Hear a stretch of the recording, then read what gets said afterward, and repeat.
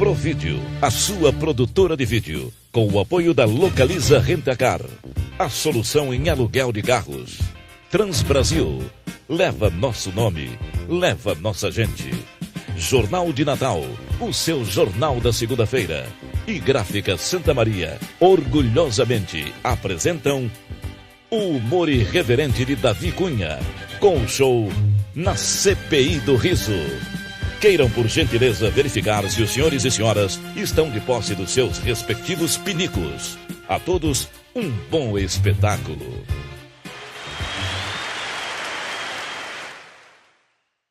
Hoje nós vamos falar de CPI. Todo mundo sabe que nos últimos anos que o Brasil atravessou, nós tivemos a CPI do Quest, a CPI do Collor, CPI disso, CPI daquilo. E como não poderia deixar de ser, era preciso que alguém fizesse uma CPI diferente. E aí eu fiz a CPI do Riso. E o que é CPI? CPI é Comissão Parlamentar de Inquéritos, onde vários corruptos se reúnem para investigar a vida de um. Eu, como não tinha nenhum corrupto para investigar, passei a fazer uma devassa na minha própria vida. Inicialmente, eu procurei descobrir o porquê de Espanta Jesus. Espanta Jesus é um apelido que eu ganhei há 17 anos atrás, quando eu entrei no ramo de vendas. O cidadão olhou para minha cara e disse: bicho, você é tão feio, mas tão feio, que espanta o Pai, o Filho e o Espírito Santo. Como as três pessoas numa só é Jesus, então fica Espanta Jesus. E aí, eu adotei o apelido como nome artístico, não que eu tenha alguma coisa contra a igreja, absolutamente. Aliás, eu sou um homem extremamente católico. Eu sou tão católico que sou chamado de fanático pelos meus amigos, que eu não perco a missa de Ano Novo. Mas da vida de vendedor viajante, na minha devassa, eu descobri que não tem coisa mais triste na vida do vendedor do que ele chegar no 16º dia do mês sem tirar um pedido. Ele entra em estado de choque. E um vendedor, mais exatamente na cidade do Recife, chegou no 16º dia do mês sem tirar um pedido. Aí ele preparou uma relação infalível. Ele colocou os maiores clientes de Recife, Loja Americana, Pão de Açúcar, Compre Bem, e terminava com um bom preço, que é a maior rede de loja de supermercado do Nordeste. Se um vendedor entrar no Bom Preço durante o mês e não tirar um pedido, é muito mais decente ele pedir demissão. Aí no dia seguinte ele foi no primeiro cliente, nada, segundo cliente, nada, terceiro cliente, nada. 2 horas da tarde ele chegou no Bom Preço com aquela cara de peido embalsamado. Foi recebido pela secretária do comprador toda contente, porque secretária de comprador é igual a hiena. Só come bosta, só transa uma vez no ano e vive rindo. A secretária vira pro vendedor assim e diz: tudo bem, como é que vai o senhor? Sente. O cara foi lá, sentou, com aquele gesto, parecia que tinha tomado 200 gramas de diazepam. Tomou um chá de cadeira de 2 horas. 2 horas depois, a secretária vira para ele e disse: é a vez do senhor. O vendedor abriu a porta da sala do comprador. Quando ele foi botando a cara, o comprador olhou para ele e disse: esse mês eu não quero nada. O cara parou. Foi mesmo que dizer mandrake.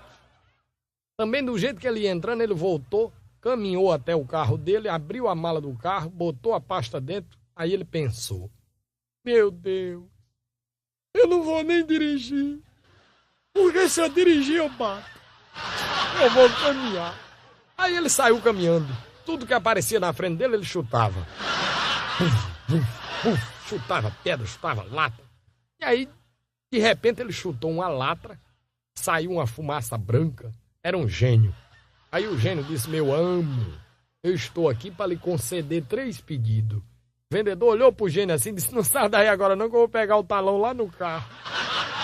Mas, na realidade, numa boa CPI como esta, era preciso também eu falar do Nordeste. E como bom nordestino que sou, eu passei a pesquisar a vida do nordestino. E vocês lembram que antigamente, quando essas famílias de nordestino migravam para São Paulo, se costumava levar um bichinho de estimação. Hoje isso não é mais possível por causa da fiscalização do IBAMA. Inclusive, recentemente lá em Natal, uma amiga minha foi presa porque pegaram ela com a rola na mão. Até agora está lá a confusão para descobrir que tipo de rola ela estava segurando. Mas quando isso era possível, uma dessas famílias foi para São Paulo levar um gato de estimação. Chegou no terminal do Tietê, primeira coisa que perderam foi o gato. Aí a mãe da família vira pro menino mais novo assim e faz: ô Toninho, Toninho, vem cá nojento. Aí lá vem aquele meninozinho cheio de piolho, tradicional do sertão nordestino. Isso o que é, mãe? Meu filho, percura ali o gato que o bichinho perdeu. Aí o menino vira pra mãe dele assim: eu vou percurar aonde, mãe? Meu filho, percura lá na lixeira que aquele miserável já vinha morrendo de fome. Aí o bichinho foi procurar na lixeira do Tietê. Chegou lá, tinha uma porrada de gato reunida. Gato é tudo parecido. Aí nessa hora o sotaque falou mais alto. O menino olhou pros gatos assim e fez: bechando, bechando. Oh! O gato olhou pra ele assim e fez: miau. Mas vocês sabem que quando nós passamos 10 anos em São Paulo, alguma coisa muda na gente. Muda o hábito de vestir, a maneira de se alimentar, a maneira de proceder. Dificilmente nós perdemos o sotaque. E uma mocinha lá do sertão da Paraíba foi passar 10 anos em São Paulo. 10 anos depois ela resolveu vir visitar a família dela. Quando ela chegou, ela natural de uma cidade de Primeira do sertão da Paraíba. Eu não sei se vocês sabem o que é a cidade de Primeira, mas eu vou explicar que se você passar a segunda, sai fora. E aí quando ela chegou, o pai dela estava sentado na calçada tomando fresco. Porque lá no sertão da Paraíba eles tomam fresco, aqui a gente come. E aí, de repente, ela desceu do ônibus, o velho olhou pra ela assim e disse: menina, aquilo é Maria que tá vindo de São Paulo. Ó, Pereira, chama ali com uma Tereza, com uma Cirrina, com uma Zefinha, modo de ver Maria que tá vindo de São Paulo. Ixi, como vem bonita. Aí ela veio, ele fez aquela festa, botou ela no meio da sala. Maria, você tá usando em pé batom, Maria? Ela olhou pro pai dela assim e disse: pois é, pai. É porque lá onde eu trabalhava, lá em São Paulo, o homem gigia. Chabão e gigia. Ô Maria, você não voltou falando nem chiando, minha filha? Pois é, pai, porque lá onde eu trabalhava, o homem disse que não era moda eu palestrar com os freguês. Chabum, Maria, e trabalhava muda. Ela disse: pois é, pai. É porque não podia falar com os freguês de jeito qualidade. Eu disse: chabum, Maria, minha filha, me diga uma coisa. E você trabalhava em que lá em São Paulo, combinado? Ela olhou pro pai dela assim e disse: eu era potristuta. Quero o quê, Sarragão? Ô, Pereira, não chama mais ninguém não pra modo de ver essa quenga. Traga aí uma vara que eu quero quebrar ela em pedaços. O menino trouxe uma vara, ele baixou-lhe o cacete. Quando ela tava no chão apanhando, ela começou a chorar e disse: mas pai, pelo amor de Deus, esses 10 anos em São Paulo, pai, eu juntei 10 mil reais, modo de trazer pro senhor, e o senhor dando meu. Quando ela falou em 10 mil reais, o velho parou de bater na hora. Levante, minha santa. Maria, minha filha, me diga uma coisa, você trabalhava em que lá em São Paulo, miserável? Ela olhou pra ele de novo assim. Eu era potristuda. Isso é bom, minha filha, eu pensei que era potrestante, que eu tenho ódio de crente. Mas todo mundo sabe que fazer piada com o nordestino é muito fácil, porque nós nordestinos somos engraçados na simples maneira de proceder. E na realidade, nesta CPI era preciso também que eu falasse de política. E vocês lembram que antigamente, quando o ministro Delfim Neto era ministro do Planejamento, eu descobri que quando ministro e motorista se encontram a sós dentro do mesmo carro, o que rola de intimidade e falta de respeito não é brincadeira. Viajando ali no sertão da Bahia, na região do Irecê, de repente o carro começou a esquentar o motor.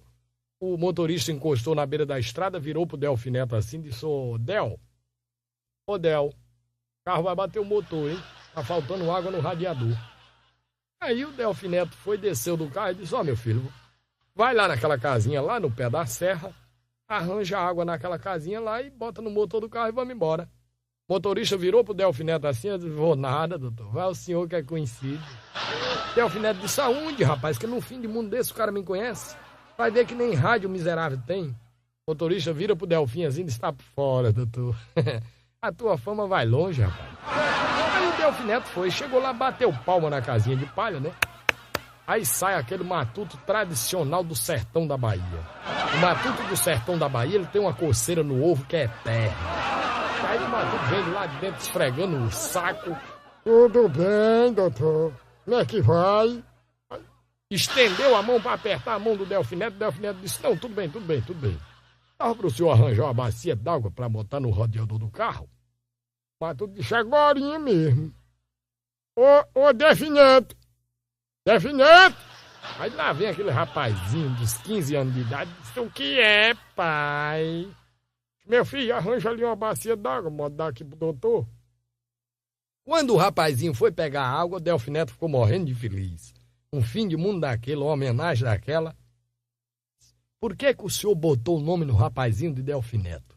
O Matuto olhou pro Delfim assim e disse, não é nome não, senhor, doutor, é apelido. Se por que o apelido? É porque se é vergonha depois de grande, deu pra dar o cu e roubar. Na realidade, quando todo bom político nordestino, ou todo bom político nacional, ele costuma prometer as coisas durante a campanha. E viajando também no Rio Grande do Norte, até o interior de Brejinho, lá eu conheci a figura do meu amigo Zé Ávila. Zé Ávila, na última eleição para prefeito, ele tinha o apoio do padre da igreja de Brejinho. E para onde Zé Ávila ia, o padre ia de lado com a caderneta tomando nota das promessas de campanha. Um belo dia, Zé Ávila chegou pro padre e disse, seu padre, vamos fazer campanha nos sítios ao redor da cidade, porque o matuto do sítio é mais fácil da gente convencer. Aí o padre, quando tá ganhando dele, é de uma bondade infinita. O padre olhou pro Zé Ávila e disse, ei, filho, nós temos que fazer campanha nos sítios, vamos para os sítios. Porque, afinal, é no sítio que o matuto se concentra. E aí foram. Chegaram na beira do rio, o rio estava de cheia, toda a largura. Zé Ávila virou pro padre e disse, seu padre, se eu botar o carro aí, a gente fica. É melhor a gente atravessar de jumento.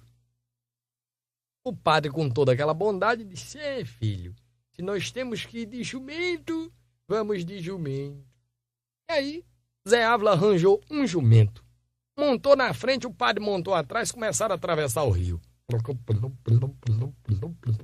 Chegou no meio do rio, a água começou a ficar funda, começou a molhar a barriga do jumento. O padre, apavorado, meteu a mão no bolso da batina, tirou um terço, começou a rezar. Ave Maria, cheia de graça. Senhor é convosco, bendita sois entre as mulheres, bendito fruto do vosso ventre, Jesus, Santa Maria, mãe de Deus. De repente, Zé Ávila virou pro padre assim para trás. Disse, seu padre, pare com essa reza aí, porque se esse jumento for católico e resolver se ajoelhar aqui, a gente tá fudido. Chegou do outro lado do rio, primeiro sítio que Zé Ávila entrou, deu de cara com um matuto daquele grosso, igual papel de enrola-prega.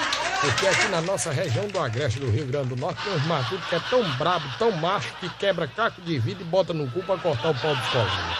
Que é macho demais. E aí o matuto olhou pra Zé Ávila assim e disse, doutor Zé, queria aqui uma conversa com o senhor aqui no canto da cerca. Vamos aqui. Eu não sei se o senhor conhece Rosinha, filha de comadre Maria José, de maneiras que eu andei assim machucando o corte dela, viu? E ela tá assim meio buchuda e doida modo casasse. Mas ela diz que só casa só com o padre de aliança de ouro. Se o senhor me der essas alianças aí, eu voto no senhor. Zé Ávila virou pro padre e disse, seu padre, tome nota aí na caderneta, um padre de aliança de ouro pra ele, vamos embora. Aí foram. O senhor vai receber véspera da eleição, hein, meu amigo? Chegou a véspera da eleição, a praça de Brejinho estava super lotada. O pobre do matuto das alianças morava no sítio, chegou atrasado. Quando ele chegou, foi entrando no meio da multidão com aquela delicadeza que Deus deu a ele, empurrando todo mundo para um lado e para outro. Vum, vum, vum, vum.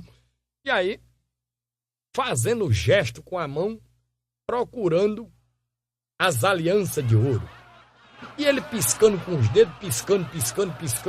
De repente, Zé Ávila virou pro padre assim e disse, seu padre, dê uma olhada na caderneta aí, ver se eu prometi o cu na campanha, porque tem um cara ali que não para de pedir. Mas, na realidade, era preciso também que eu falasse da mulher. E aí eu queria falar da mulher política, a mulher que faz política como ninguém, que é a sogra. Aliás, sogra é como mandioca, as boas tá tudo enterrado. Eu tenho um amigo meu que ele disse que sogra na casa da gente é igual a peixe fora da geladeira. Se passar mais de um dia, desgraça o ambiente. Meu amigo, a sogra, ela faz política para homem nenhum botar defeito. Quer ver? Vocês observem, quando a filha dela é chifreira e o genro é direito, ela já faz política para segurar o genro. ela senta na sala assim, bota a cabeça do genro no colo e diz: não se preocupe não, meu filho. Eu não sei o que é que deu na minha menina, mas você não se preocupe não, porque pelo menos o menino mais velho é a sua cara. E você não se preocupe que ela só vai sair com aqueles 3 mesmo, viu? Eu vou falar com ela, vai ficar tudo direitinho. A sogra é isso aí. Quando é o contrário, que a filha é direita e o genro vive na sacanagem, ela já faz política para segurar a filha. Ela pula no meio da sala, olha para a filha dela assim e diz: eu não lhe disse, eu lhe disse. Você não casou enganada não, minha filha. É um cachorro igual a seu pai. A sogra é desse jeito. Outro dia um amigo meu estava no dentista e o cara, para você ter ideia como ela é querida, a sogra. Ele estava no dentista com um abscesso aqui de lado, parecia que ele estava com a banda de tijolo dentro da boca. E aí, de repente, ele gemendo pra cá, gemendo pra lá. Ai. De repente chegou um amigo dele e disse: Manel, rapaz, eu sinto muito ter que lhe dizer, mas a sua sogra acabou de morrer. Ele disse: rapaz, não fala isso não, que eu não posso rir, não. É isso aí. Mas, deixando a vida da sogra de lado, é lógico que quando eu falo de sogra, falo de nora, eu falo de genro, eu lembro o casamento. E sobre o casamento eu também fiz uma pesquisa e descobri que casamento é como hemorroida, dá no cu de todo mundo. Eu descobri que depois de 10 anos de casado, a gente vira parente. Você pode prestar atenção, o cara depois de 10 anos de casado, ele senta na beira da cama de manhã, olha pra mulher, dá uma vontade de pedir a benção maior do mundo. Mulher da gente, depois de 10 anos de casado, é igual a galinha de granja. É limpinha, a gente sabe a procedência, mas não tem gosto de nada. Aí minha mulher falou que não é assim não, minha mulher falou que é igual a chuchu plantado na beira da cerca. Não tem gosto de nada, mas se descuidar o vizinho come. E o casamento é isso aí. E também apareceu um viado pra mim e disse: não, Davi, mas você tem que ver que depois de 50 anos de casado a gente comemora bodas de ouro. Que boda de ouro o quê, rapaz? Isso devia se chamar intestino de aço. E você aguentar a mulher do seu lado de 50 anos não é brincadeira não, meu amigo. Você quer ver como é 50 anos de casado? Tá lá o casalzinho bem velhinho, deitado, de madrugada. A velha começa a passar mal, aí diz mesmo assim: meu velho, ô minha velha, meu velho. Ele virado pro outro lado da cama, não tá nem aí, vai: o que é? Aí infeliz, aí assim: meu velho, tá me dando uma coisa. Ele nem olha pra ela e diz: receba. Quando é com meia hora depois, a velha começa a passar mal de novo, aí faz mesmo assim: meu velho, ô minha velha, é uma coisa ruim, homem. Ele nem olha pra ela e diz: devolva. Mas o casamento é isso mesmo. E depois desse período do desprezo, vem o período das alucinações, que é exatamente quando o casalzinho começa a ter delírios e alucinações, começa a sonhar com coisas, né? E geralmente é mais ou menos assim: 5 horas da manhã, acorda aquele casalzinho, a velhinha dá aquela bocejada, faz...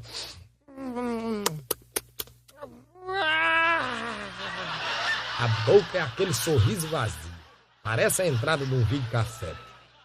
De repente ela vira pro velhinho assim e faz: ô meu velho, você sabe esses sacos de açúcar de 60 quilos? Eu sonhei com um cheio de pica, tudo duro. O velho vira pra ela assim e diz: a minha tava no meio, minha velha. Ela olha pra ele assim e diz: estava, meu velho, amarrando a boca do saco. Mas também pudera, né? Depois de 50 anos de casado, e deixando a vida de casamento de lado também, eu precisei falar sobre os filhos, né? Porque depois do casamento vem os filhos. E os filhos, geralmente, a mulher, que me perdoe, mas mulher, quando tem o primeiro filho, fica retardada mental.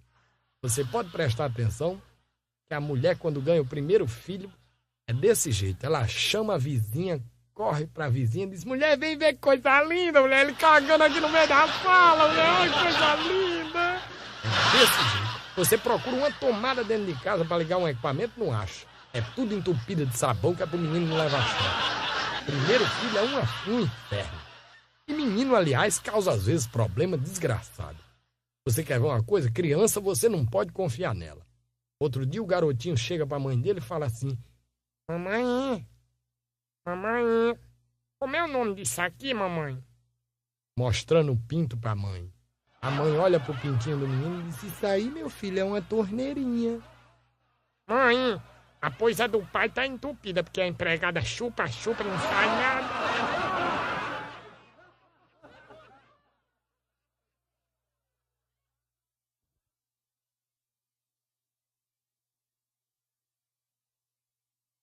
Mas menino, na realidade, você tem que ter sempre cuidado com ele. Outro dia o garotinho João Maria chegou pra mãe dele e disse: mamãe, sábado quando a senhora foi pro supermercado, aí o pai pegou a empregada, botou na mesa da cozinha, tirou a calcinha dela. Aí a mãe virou pro menino assim e disse: para por aí, meu filho. Deixa pra contar essa historinha amanhã, quando seu avô, sua avó, seus tios, tudinho estiver aqui em casa no almoço. No dia seguinte tá lá a família toda reunida, tá lá o pai do marido da mulher, tá a mãe, tá os irmãos, as irmãs. A mãe do João Maria chama ele e diz: Joãozinho, vem cá, meu filho. Conta agora aqui pro vovô e pra vovó aquela historinha que você ia me contando ontem. O João Maria chega na ponta da mesa assim: vovó, ontem, sábado, aí foi sábado. Aí mamãe foi pro supermercado, aí papai pegou a empregada, botou em cima da mesa da cozinha, aí tirou a calcinha dela, pegou a piroca dele, aí fez igualzinho o dentista faz com manhã quando ela vai lá. Mas na realidade você tem que ter sempre cuidado com o menino, porque o menino ele apronta. E depois o filho cresce, fica homem, adulto, aí vem aquela fase de frequentar o cabaré. Quando o homem começa a frequentar o cabaré, porque cabaré na realidade também é cultura. Muitas vezes o homem aprende numa noite de cabaré o que a esposa não consegue ensinar em 10 anos de casado. Não que eu queira aqui misturar as coisas, mas na realidade é isso. E o cidadão foi até o cabaré no interior do estado. E vocês imaginem o seguinte: se a rapariga na capital já não tem essas coisas todas de linguajar, você imagine lá no sertão, no alto sertão, lá para as bandas de Caicó. Chegando no cabaré, quando eu fui entrando, uma rapariga saiu correndo, fez uma reunião de emergência. Eu chamei o garçom e disse: garçom, vem cá, o que é que tá acontecendo aí? Eu sei que eu sou feio, mas nem tanto. Aí o garçom disse: não, Davi, sabe o que é? É que chegou aí Pedão. Eu disse: quem é Pedão? Aí ele me mostrou lá no canto da sala do cabaré. Tava lá um morenão assim, de 1,90 m por uns 2 de largura. E o cara era famoso lá em Caicó pelo tamanho do cipó que ele possuía. O cara tinha um caralho que era mais ou menos assim, uns 30 centímetros de comprimento por uns 14 de largura. E o cara era famoso porque tinha uma curva sinuosa. Era aquele S de Interlagos. E aí, de repente, eu fui lá para perto da rapariga para ver o que é que elas estavam conversando. E elas conversando diziam uma para outra assim: mulher, pelo amor de Deus, quem é que vai ficar com aquele bicho? Aí uma tal de Marlene pulou no meio da roda assim e disse: eu não vou ficar não, mulher, Deus me livre. Esse homem é arriscado de estourar trompa, ovaro, puto, é arriscado de tirar até o figo da gente do lugar. Uma tal de Maria das Dores, com 30 anos de zona, chegou no meio da roda assim: tá, pois, minha filha, eu vou dizer uma coisa. Triste da mulher que compra uma rede da prestação. Porque eu comprei uma, e amanhã o homem da rede vai passar, e é o jeito de eu encarar o bruto. Aí as outras, pra se ver livre, tá, pois, vai lá, mulher, vai lá. Agora disfarça, que é pra não ficar muito barato.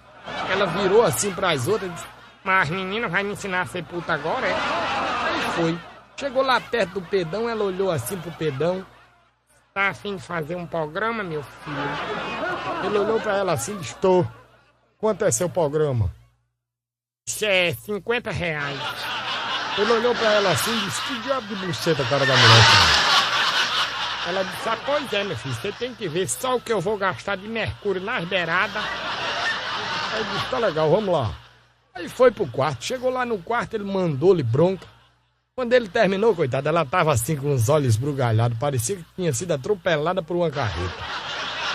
De repente o safado encostou de novo na beira da cama, olhou pra Dorinha assim e disse, ô Dorinha, não dá pra me dar uma verificada aí no teu vira-brequim, não? No teu flashlight? Essa mulher pulou de cima da cama, botou a mão na bunda e disse, não, meu filho, vai arrombar o satanás. Aí ele olhou pra ela assim, ela pensou 2 vezes, olhou pra ele de novo. Pedrão, tá me dando aqui um reflexo na ideia? Se tu me der mais 50, eu intertopo. Aí ele virou-se pra ela e disse, pois tá certo, vamos lá. Vou pagar drobado. Quando ela foi subindo na cama, ele disse, aí não.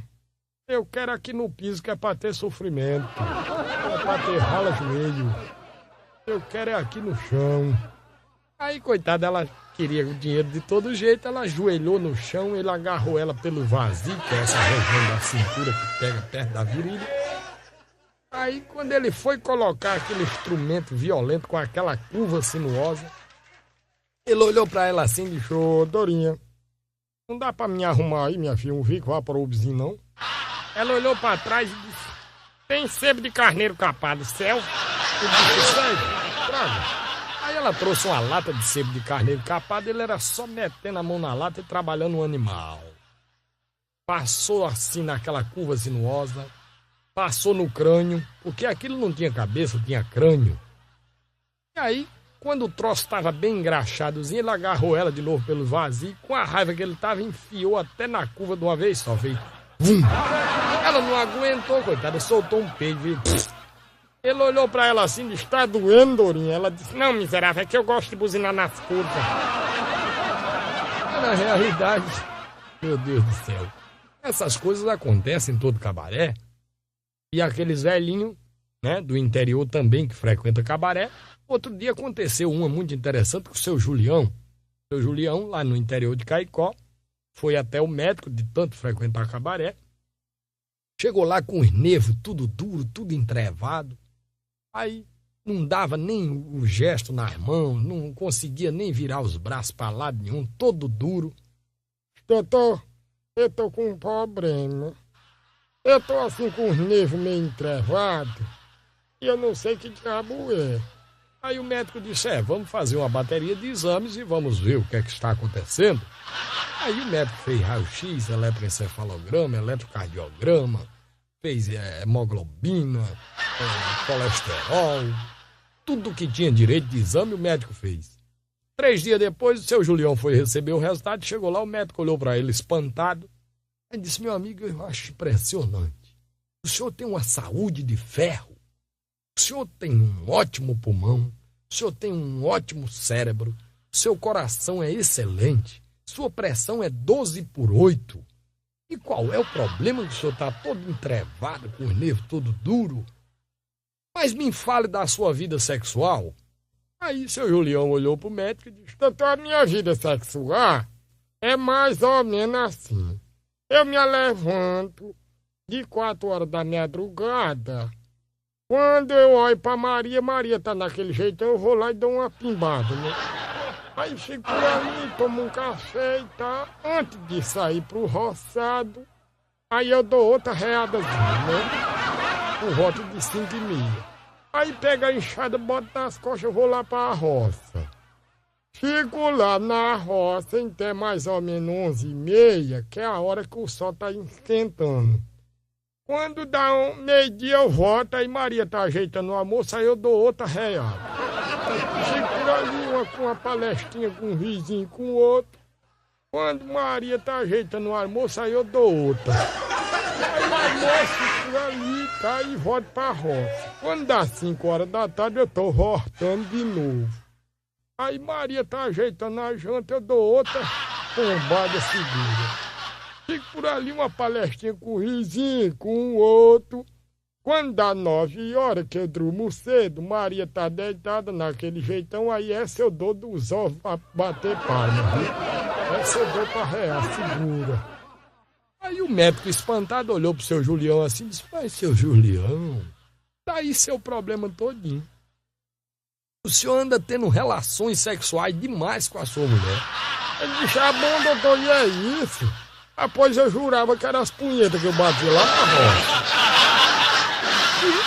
Quem sabe, né? Depois desse toda essa CPI, depois de toda essa devassa, tem também um problema dos filhos viado. Você imagina você ter um filho viado. Aliás, às vezes não é problema, às vezes é até bom, serve de avalista, serve de fiador. E o viadinho, né? Você presta atenção que quando o carteiro muda o carteiro do nosso bairro, o carteiro muitas vezes vem perdido na rua. Sabe onde mora Antônio Pereira da Silva? O cara diz logo, é ali, é o pai do viado. É interessante, o viado serve de avalista também. Você vai comprar fiado na mercearia, o cara diz, quem é o senhor? Não, eu trabalho na companhia de água e luz. Aí o cara diz, meu amigo, não vendo não. Ele diz, não, eu sou o pai do viado, mora ali na esquina, mas pode vender que é conhecido. É impressionante. E aí, o viado, né, é aquela coisa imprevisível, você nunca pode prever do que o viado é capaz. E o viadinho chegou no supermercado, botou a mão assim na rotisseria, disse, me deu 1 quilo de linguiça calabresa. O cara virou assim, disse, quer que corte em rodelinha? Disse, você tá pensando que meu cu é cofrinho? O viado, na verdade, ele é muito imprevisível. E o viadinho chegou no médico e disse, doutor, tudo bem? Olha, doutor, sabe o que é? Eu tô com um problema, assim, aquela coisa, né? Aquela praga que me pegou. O médico disse, que praga, meu filho? Disse, aquela praga, doutor, que entra assim pelo cu da gente e assim tá acabando com a espécie, né? O médico disse, olha, você vai ter que me dizer o nome, porque assim, dessa maneira, eu não posso lhe receitar nada. Sabe o que é, doutor? É a AIDS, pronto.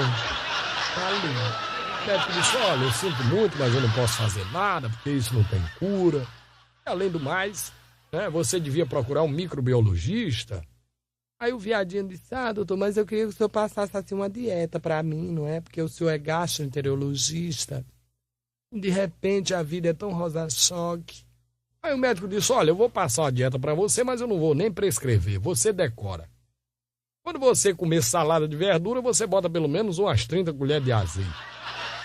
Durante a semana, você não deixa de comer pelo menos 1 quilo de bacon. À noite, antes de deitar, você toma uma sopa daquela com mocotó de boi, tira aquele tutano e bota pra dentro com rapadura. Suco você só pode tomar de limão, laranja, mamão, ameixa ou abacate. Vai por aí que você vai bem. O viado vira pro médico assim e disse, mas doutor, se eu seguir essa dieta, eu vou morrer cagando. O médico botou o dedo na cara do viado assim e disse, mas vai morrer consciente, que cu é pra cagar, não é pra dar, seu filho da puta. Mas era preciso também eu falar sobre os órgãos do corpo humano, e na devassa que eu fiz sobre os órgãos do corpo humano, eu preferi falar sobre o reto, que muita gente conhece como o famoso e velho boga. Outros, para economizar letras e palavras, chamam simplesmente de cu. Então vamos chamá-lo como ele é mais conhecido, como cu. Eu descobri que o cu é o órgão mais sensível do corpo humano.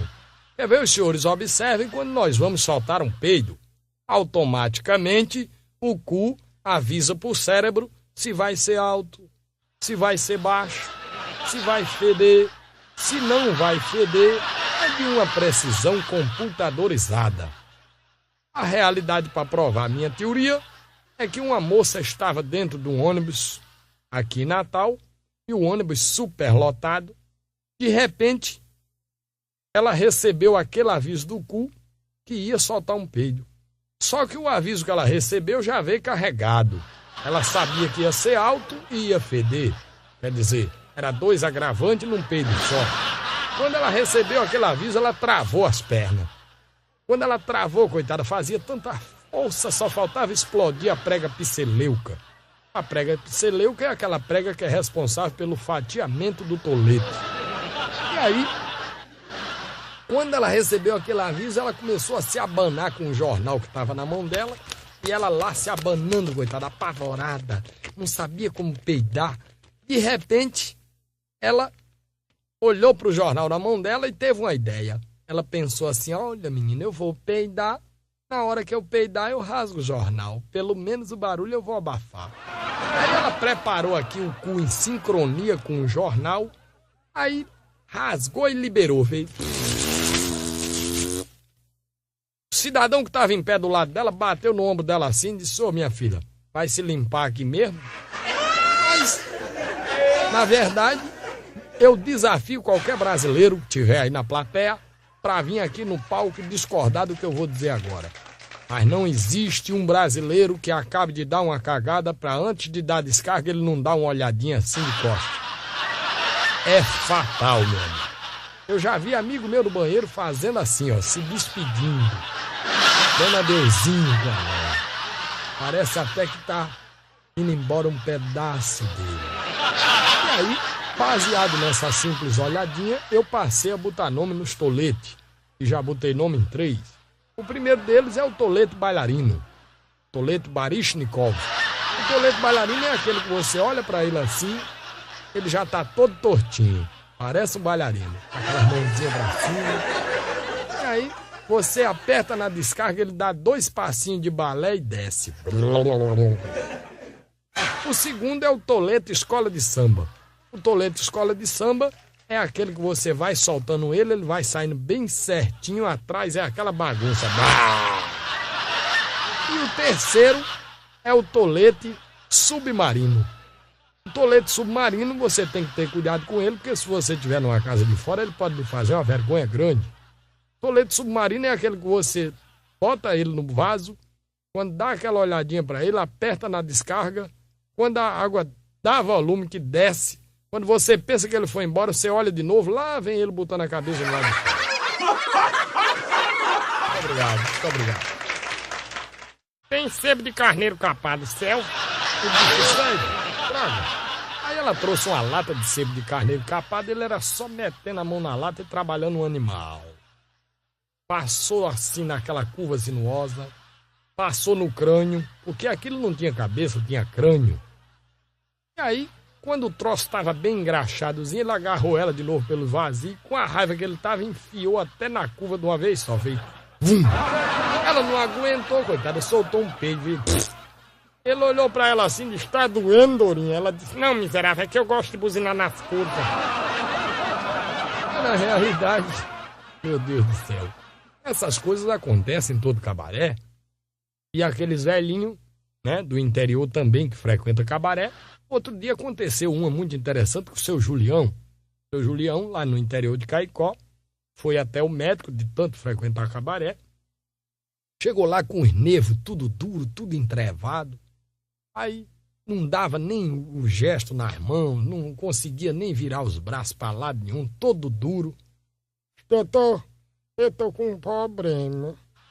Eu tô assim com os nervos meio entrevados e eu não sei que diabo é. Aí o médico disse: vamos fazer uma bateria de exames e vamos ver o que é que está acontecendo. Aí o médico fez raio-x, eletroencefalograma, eletrocardiograma, fez hemoglobina, colesterol, tudo que tinha direito de exame o médico fez.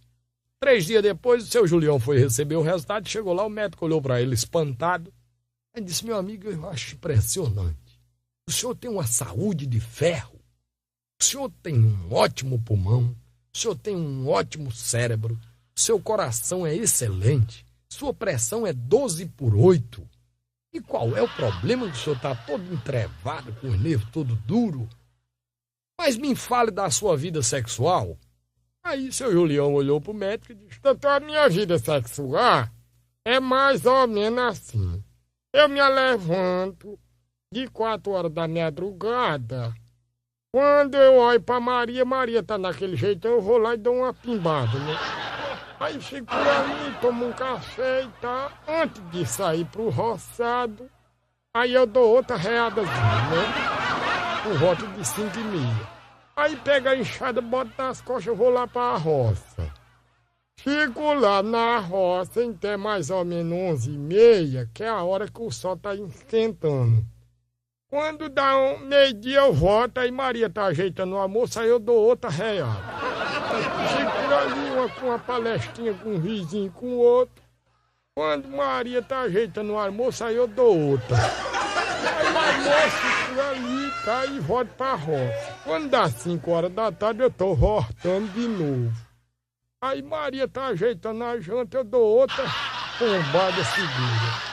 Fico por ali uma palestrinha com um risinho, com o outro. Quando dá 9 horas, que eu durmo cedo, Maria tá deitada naquele jeitão, aí essa eu dou dos ovos pra bater palma, viu? Essa eu dou pra rear, segura. Aí o médico espantado olhou pro seu Julião assim e disse, mas seu Julião, tá aí seu problema todinho. O senhor anda tendo relações sexuais demais com a sua mulher. Ele disse, ah, bom, doutor, e é isso? Após eu jurava que eram as punhetas que eu bati lá na roça. Quem sabe, né? Depois desse todo essa CPI, depois de toda essa devassa, tem também um problema dos filhos viado. Você imagina você ter um filho viado.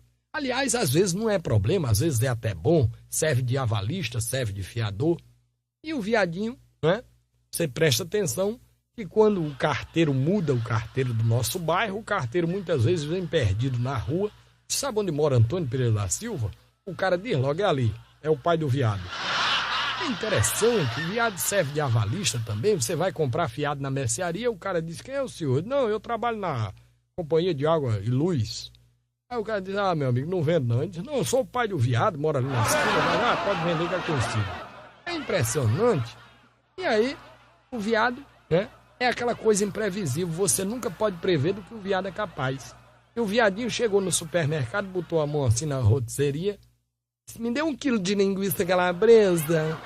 O cara virou assim, disse, quer que corte em rodelinha? Disse, você tá pensando que meu cu é cofrinho?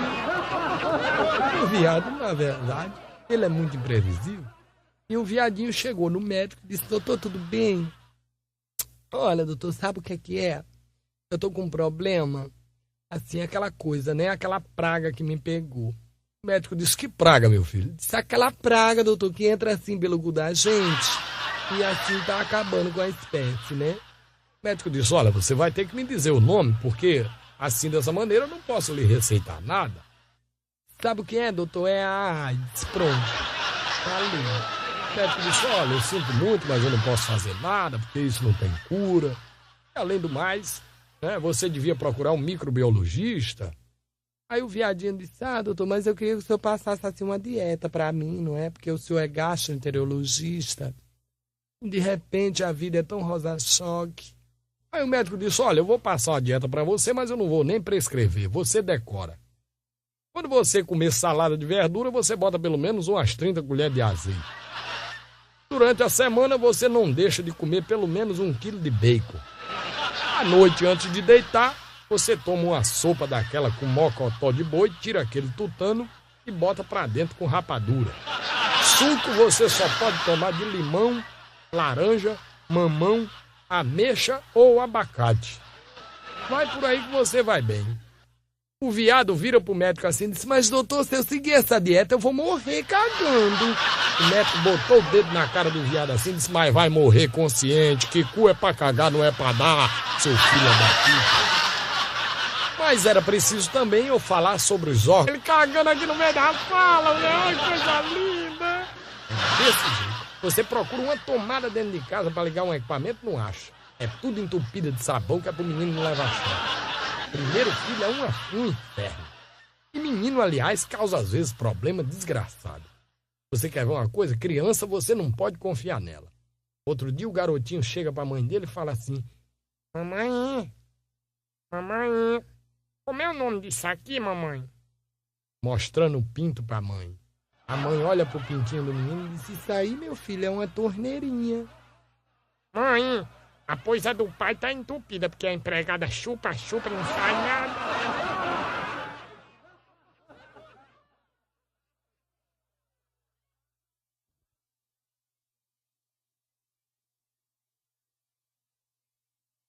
Mas menino, na realidade, você tem que ter sempre cuidado com ele.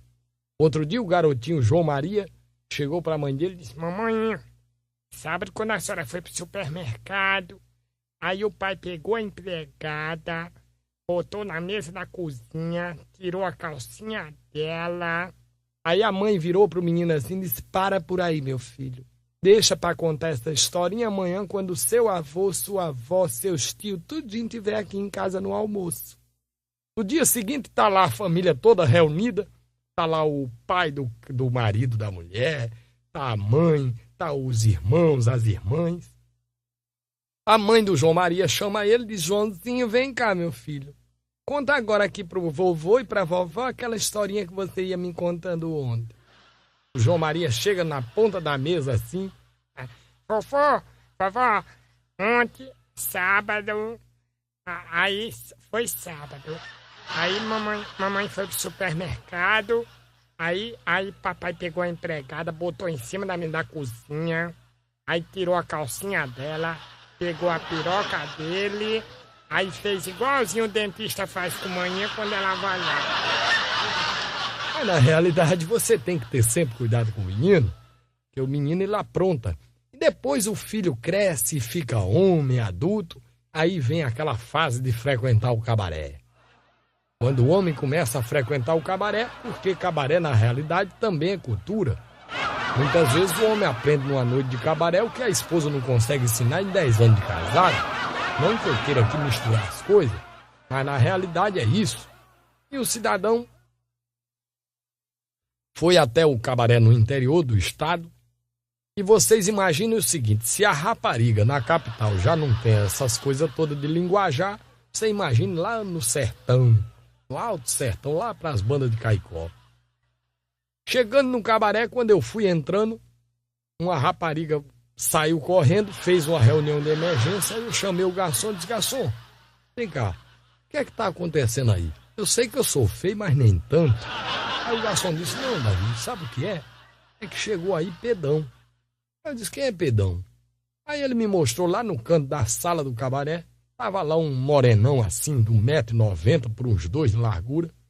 E o cara era famoso lá em Caicó pelo tamanho do cipó que ele possuía. O cara tinha um caralho que era mais ou menos assim, uns 30 centímetros de comprimento por uns 14 de largura. E o cara era famoso porque tinha uma curva sinuosa. Era aquele S de Interlagos. E aí, de repente, eu fui lá para perto da rapariga para ver o que é que elas estavam conversando. E elas conversando diziam uma para outra assim: mulher, pelo amor de Deus, quem é que vai ficar com aquele bicho? Aí uma tal de Marlene pulou no meio da roda assim e disse: eu não vou ficar não, mulher, Deus me livre.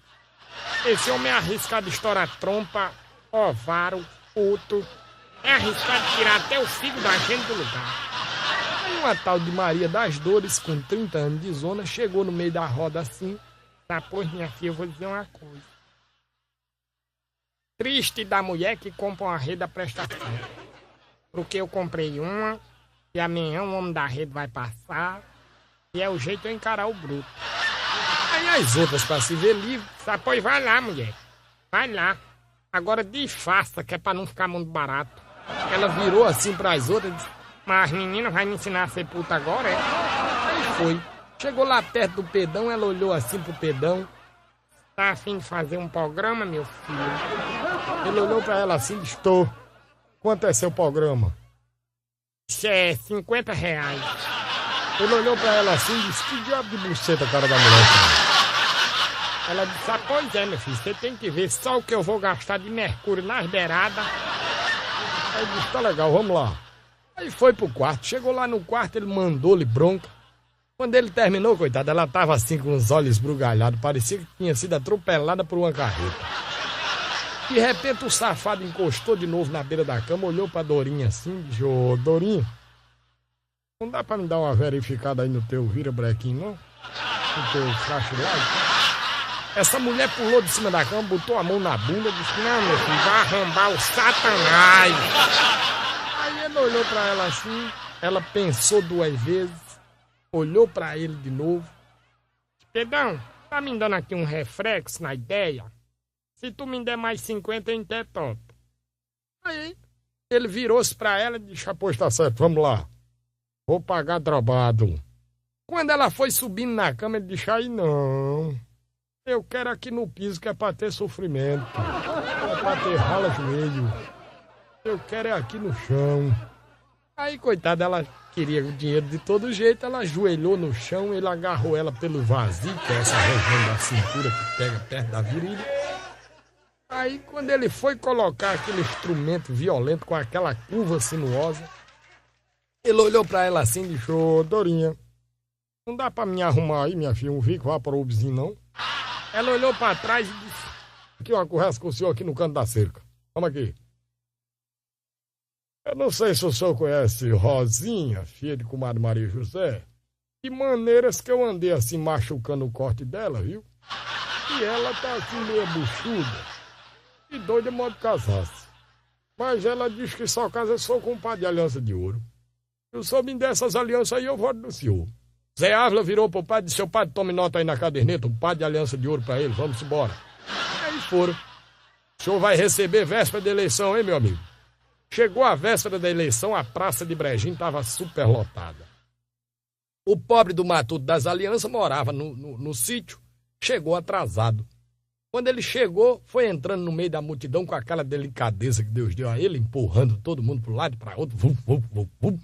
E aí, fazendo gesto com a mão, procurando as alianças de ouro. E ele piscando com os dedos, piscando. De repente, Zé Ávila virou pro padre assim e disse, seu padre, dê uma olhada na caderneta aí, ver se eu prometi o cu na campanha, porque tem um cara aí que não para de pedir. Mas, na realidade, era preciso também que eu falasse da mulher, e aí eu queria falar da mulher política, a mulher que faz política como ninguém, que é a sogra. Aliás, sogra é como mandioca, as boas tá tudo enterrado. Eu tenho um amigo meu que ele disse que sogra na casa da gente é igual a peixe fora da geladeira. Se passar mais de um dia, desgraça o ambiente. Meu amigo, a sogra, ela faz política para homem nenhum botar defeito. Quer ver? Vocês observem, quando a filha dela é chifreira e o genro é direito, ela já faz política para segurar o genro. Ela senta na sala assim, bota a cabeça do genro no colo e diz, não se preocupe não, meu filho. Eu não sei o que é que deu na minha menina, mas você não se preocupe não, porque pelo menos o menino mais velho é a sua cara. E você não se preocupe que ela só vai sair com aqueles 3 mesmo, viu? Eu vou falar com ela, vai ficar tudo direitinho. A sogra é isso aí. Quando é o contrário, que a filha é direita e o genro vive na sacanagem, ela já faz política para segurar a filha. Ela pula no meio da sala, olha para a filha dela assim e diz, eu não lhe disse, eu lhe disse. Você não casou enganada não, minha filha.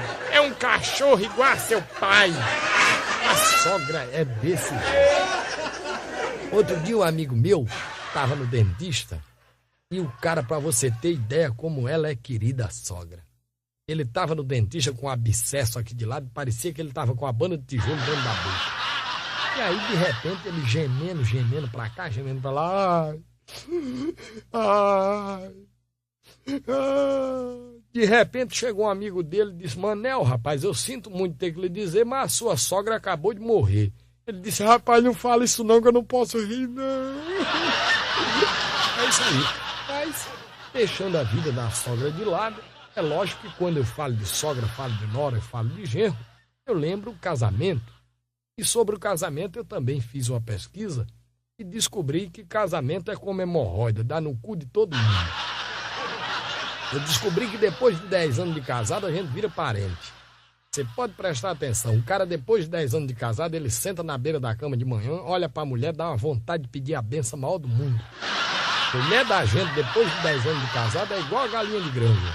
É limpinha, a gente sabe a procedência, mas não tem gosto de nada. Minha mulher falou que não é assim não, minha mulher falou que é igual a chuchu plantado na beira da cerca. Não tem gosto de nada, mas se descuidar o vizinho come. E o casamento é isso aí. E também apareceu um viado pra mim e disse, não, Davi, mas você tem que ver que depois de 50 anos de casado a gente comemora bodas de ouro. Que boda de ouro o quê, rapaz? Isso devia se chamar intestino de aço. Você aguentar a mulher do seu lado de 50 anos não é brincadeira não, meu amigo. Você quer ver como é 50 anos de casado?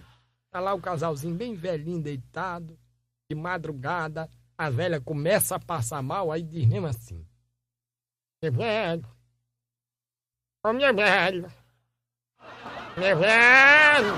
Ele virado pro outro lado da cama, não tá nem aí, vai, o que é? Aí infeliz, aí assim, meu velho, tá me dando uma coisa.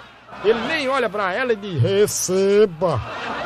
Quando é com meia hora depois, a velha começa a passar mal de novo, aí faz mesmo assim. Meu velho. Ô, meu velho. É uma coisa ruim, homem. Ele nem olha pra ela e diz, devolva. Mas o casamento é isso mesmo. E depois desse período do desprezo, vem o período das alucinações, que é exatamente quando o casalzinho começa a ter delírios e alucinações, começa a sonhar com coisas, né? E geralmente é mais ou menos assim. 5 horas da manhã, acorda aquele casalzinho, a velhinha dá aquela bocejada, faz...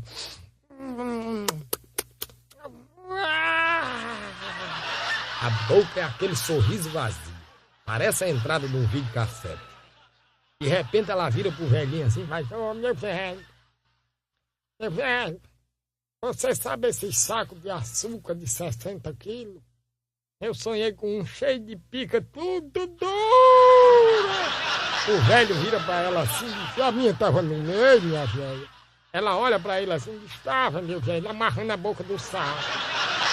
Mas também pudera, né, depois de 50 anos de casado, e deixando a vida de casamento de lado também, eu precisei falar sobre os filhos, né, porque depois do casamento vem os filhos. E os filhos, geralmente, a mulher que me perdoe, mas mulher, quando tem o primeiro filho, fica retardada mental. Você pode prestar atenção que a mulher, quando ganha o primeiro filho, é desse jeito. Ela chama a vizinha, corre pra vizinha e diz, mulher, vem ver que coisa linda, mulher. Dia que tá vindo de São Paulo. Ó, Pereira, chama ali com uma Tereza, com uma Cirrina, com uma Zefinha, modo ver Maria que tá vindo de São Paulo. Ixi, como vem bonita. Aí ela veio, ele fez aquela festa, botou ela no meio da sala. Maria, você tá usando em pé batom, Maria? Ela olhou pro pai dela assim, pois é, pai. É porque lá onde eu trabalhava, lá em São Paulo, o homem gigia. Chabão e gigia. Ô, Maria, você não voltou falando nem chiando, minha filha? Pois é, pai, porque lá onde eu trabalhava, o homem disse que não era moda eu palestrar com o freguês. Chabum, Maria, e trabalhava muda. Ela disse, pois é, pai. É porque não podia falar com o freguês de jeito qualidade. Eu disse, bom, Maria, minha filha, me diga uma coisa. E você trabalhava em que lá em São Paulo, combinado? Ela olhou pro pai dela assim e disse, eu era potristuta. Quero o quê, essa vergonha? Ô, Pereira, não chama mais ninguém não pra modo de ver essa quenga. Traga aí uma vara que eu quero quebrar ela em pedaços. O menino trouxe uma vara, ele baixou-lhe o cacete. Quando ela tava no chão apanhando, ela começou a chorar e disse, mas pai, pelo amor de Deus, esses 10 anos em São Paulo, pai, eu juntei 10 mil reais, modo de trazer pro senhor, e o senhor dando meu. Quando ela falou em 10 mil reais, o velho parou de bater na hora. Levante, minha santa. Maria, minha filha, me diga uma coisa, você trabalhava em que lá em São Paulo, miserável? Ela olhou pra ele de novo assim. Eu era potristuda. Isso é bom, minha filha. Eu pensei que era potrestante, que eu tenho ódio de crente. Mas todo mundo sabe que fazer piada com o nordestino é muito fácil. Porque nós nordestinos somos engraçados na simples maneira de proceder. E, na realidade, nesta CPI era preciso também que eu falasse de política. E vocês lembram que antigamente, quando o ministro Delfim Neto era ministro do Planejamento, eu descobri que quando ministro e motorista se encontram a sós dentro do mesmo carro, o que rola de intimidade e falta de respeito não é brincadeira. Viajando ali no sertão da Bahia, na região do Irecê, de repente o carro começou a esquentar o motor, o motorista encostou na beira da estrada, virou pro Delfim Neto assim e disse, ô Del, o carro vai bater o motor, hein? Tá faltando água no radiador. Aí o Delfim Neto foi, desceu do carro e disse, meu filho, vai lá naquela casinha lá no pé da serra, arranja água naquela casinha lá e bota no motor do carro e vamos embora. O motorista virou pro Delfim Neto assim, eu disse, vou nada, doutor, vai o senhor que é conhecido. Delfim Neto disse, aonde, rapaz, que num fim de mundo desse o cara me conhece? Vai ver que nem rádio miserável tem. O motorista vira pro Delfim assim e diz, tá por fora, doutor. A tua fama vai longe, rapaz. Aí o Delfim Neto foi, chegou lá, bateu palma na casinha de palha, né? Aí sai aquele matuto tradicional do sertão da Bahia. O matuto do sertão da Bahia, ele tem uma coceira no ovo que é eterna. Aí o matuto vem lá de dentro esfregando o saco. Tudo bem, doutor. Como é que vai? Estendeu a mão para apertar a mão do Delfim Neto. O Delfim Neto disse, não, tudo bem. Dava pro senhor arranjar uma bacia d'água para botar no rodeador do carro?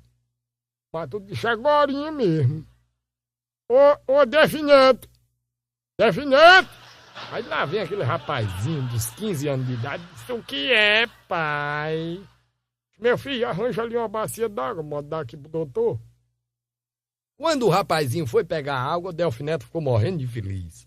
Um fim de mundo daquele, uma homenagem daquela. Por que o senhor botou o nome no rapazinho de Delfim Neto?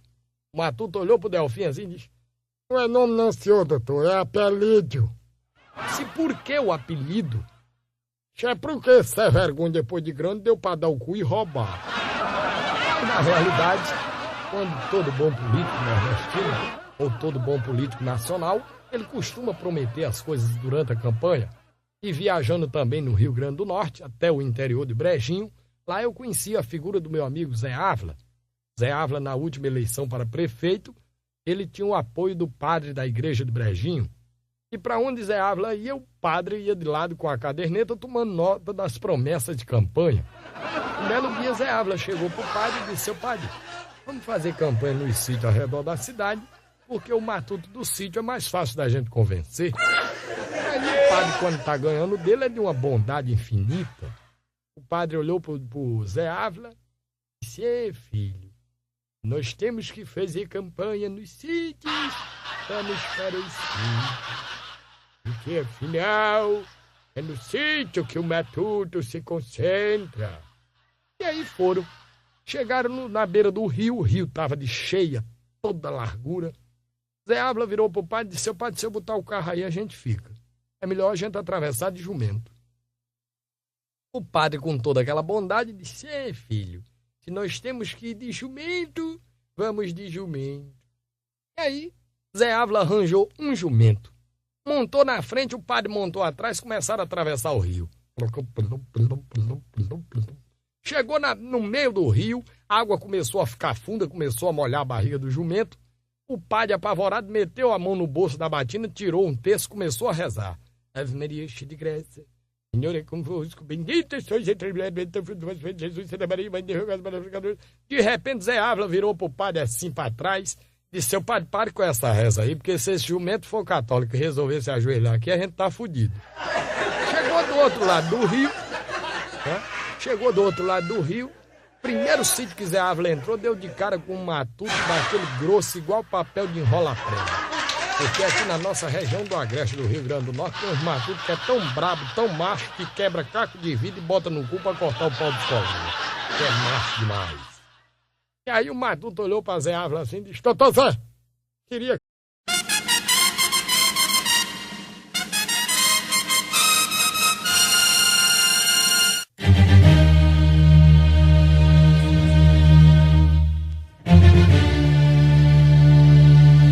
Provídeo, a sua produtora de vídeo, com o apoio da Localiza Rent-A-Car, a solução em aluguel de carros.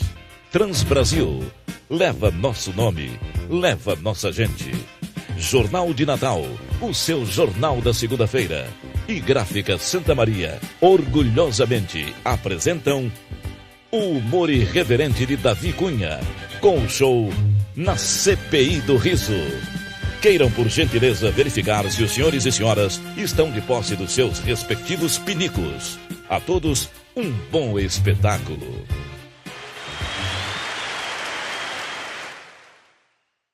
Hoje nós vamos falar de CPI. Todo mundo sabe que nos últimos anos que o Brasil atravessou, nós tivemos a CPI do Quest, a CPI do Collor, CPI disso, CPI daquilo. E como não poderia deixar de ser, era preciso que alguém fizesse uma CPI diferente. E aí eu fiz a CPI do riso. E o que é CPI? CPI é Comissão Parlamentar de Inquéritos, aonde vários corruptos se reúnem para investigar a vida de um. Eu, como não tinha nenhum corrupto para investigar, passei a fazer uma devassa na minha própria vida. Inicialmente, eu procurei descobrir o porquê de Espanta Jesus. Espanta Jesus é um apelido que eu ganhei há 17 anos atrás, quando eu entrei no ramo de vendas.